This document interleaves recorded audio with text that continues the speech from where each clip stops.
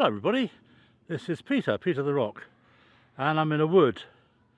It doesn't really matter what the day and the date is, but for your information, it happens to be Sunday the 8th of August. And this is the path down which I've just started to descend into said wood, but I haven't named it yet. And of course, most woods look exactly the same. I just want to relate a very few strange incidents that have happened, but while I'm doing a scan, and this is a 330. I've done about 270. What I love is paths that kind of disappear, which this one seems to sort of almost go over a cliff. I'll assure you it doesn't. It just gets a bit steeper. It's lovely and cool in this wood, and it has rained overnight quite heavily, but not now. There is sunshine. Anyway, several strange things have happened to me today. Perhaps the most disturbing. By the way, we're north of Chalfont-on-Latimer station, about 2/3 of a mile. This is the recommended way to rejoin the Chess Valley walk. One of the two ways, intermittent ways along the way. There goes a helicopter. I just met a lady with a most enormous dog who was rather, I don't know what, sort of indeterminate breed. It was sort of black shaggy hair, but it looked quite friendly. But that wasn't all. We'd had a chat about strange noises in woods, because kids especially love it because they can shout and be heard quite a distance. Anyway, there was some shouting going on, and this lady and I said, "Oh, you can hear the whistling of the kites," which no one said that to me before, and I don't know particularly what a kite whistles. Maybe a sort of a jaunty tune, something from Pygmalion perhaps, or they just whistle tunelessly. But I haven't heard any whistling from the kite, so I explained that I'm not too good at recognising bird sounds, and she said, "Oh yes, someone told me." So this is the great thing about the Peter the Rock channel.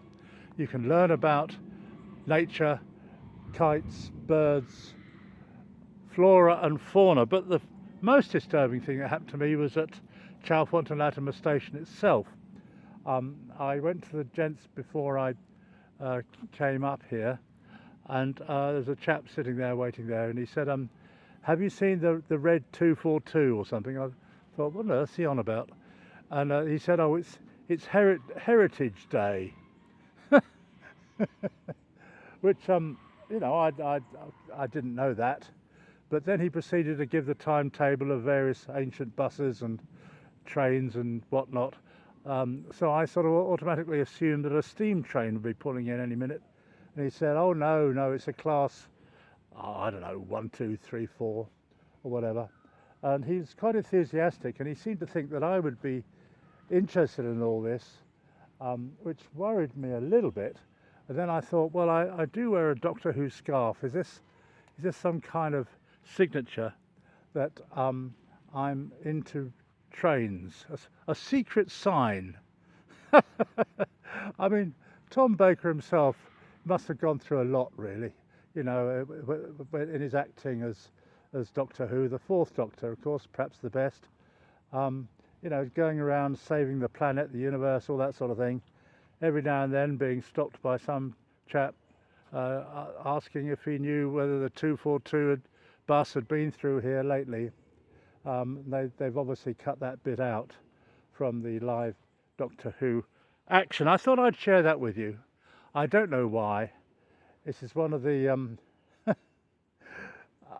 I wear the scarf mostly because people think I'm friendlier than people who don't wear a scarf, and I get a lot of smiles and chat to lots of people, which I like doing, and finding out things like that kites whistle, which I didn't know until 5 minutes ago.